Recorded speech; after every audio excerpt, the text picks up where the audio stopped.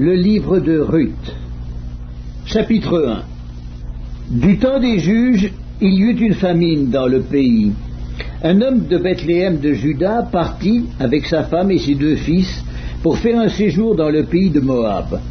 Le nom de cet homme était Elimelech, celui de sa femme Naomi, et ses 2 fils s'appelaient Machlon et Kiljon. Ils étaient Éphratiens de Bethléem de Juda. Arrivés au pays de Moab, ils y fixèrent leur demeure. Elimelech, mari de Naomi, mourut, et elle resta avec ses 2 fils. Ils prirent des femmes moabites, dont l'une se nommait Orpa et l'autre Ruth, et ils habitèrent là environ 10 ans. Machlon et Kiljon moururent aussi tous les 2, et Naomi resta privée de ses 2 fils et de son mari. Puis elle se leva, elle et ses belles-filles, afin de quitter le pays de Moab, car elle apprit au pays de Moab que l'Éternel avait visité son peuple et lui avait donné du pain. Elle sortit du lieu qu'elle habitait, accompagnée de ses 2 belles-filles, et elle se mit en route pour retourner dans le pays de Juda.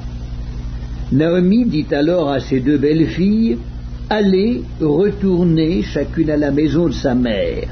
Que l'Éternel use de bonté envers vous, comme vous l'avez fait envers ceux qui sont morts, et envers moi.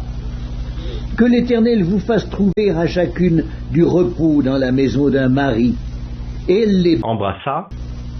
Elles élevèrent la voix et pleurèrent, et elles lui dirent, « Non, nous irons avec toi vers ton peuple. » Naomi dit, « Retournez, mes filles, pourquoi viendriez-vous avec moi?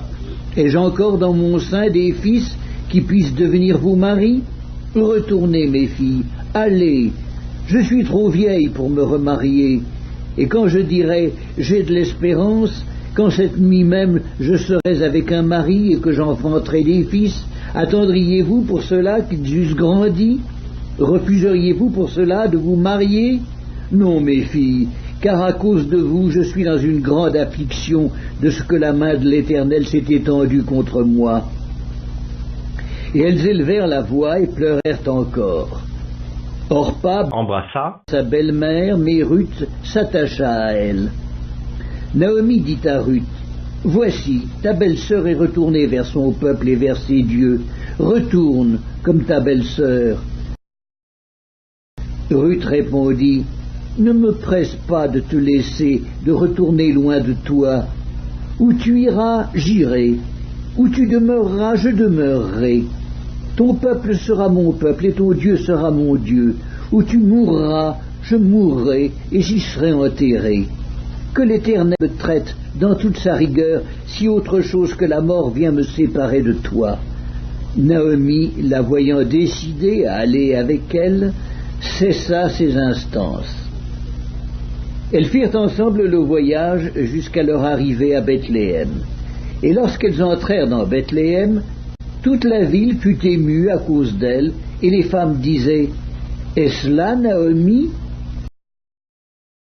Elle leur dit, « Ne m'appelez pas Naomi, appelez-moi Mara, car le Tout-Puissant m'a rempli d'amertume. J'étais dans l'abondance à mon départ, et l'Éternel me ramène les mains vides.